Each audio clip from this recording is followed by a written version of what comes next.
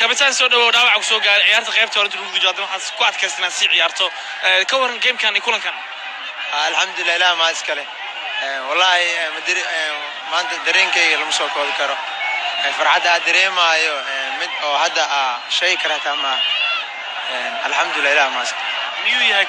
kulankiin ugu adkaada ciyaartaan inta kor u socday maxaa ku tilmaami kartaa kulankan ani waxa aaminsanahay inuu yahay kulanka ugu adkaa maxaa yeelay teamka arbeeno ee ka hami waxa ku jira inay final laftirkooda ay diilaan anagana waxaan ugu jira inaan finalka aadin marka aadin ma qiyaas karid laba koox oo fiirsanaysa inay final tagaan gamekaas masdaay game oo easy waa ismada sidoo kor waa xaqiiqo inaan ciyaaraynin markii tartankan kooxda soo gaaraysay finalka hadda oo ay koob ku guuleysteen hadda aad kabtan final ay joogtaan ka waran riyadaas xilligan oo kale ay degmada qaadaysa wallahi 2011 ani ciyaaraan oo maba maqli jirnaa taa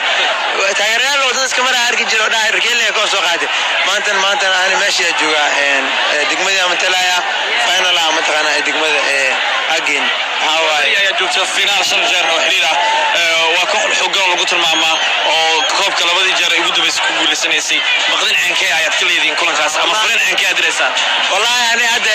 horta wax baqdin la dhaay ma jirto balooniga koox toban qof garoon ku jirto koox tobanayeen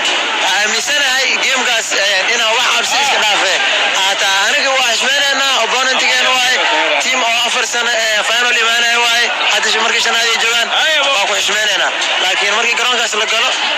ninkasta natiijo raba insha Allah markaas waxa waay koox tobankaas waxay keenaan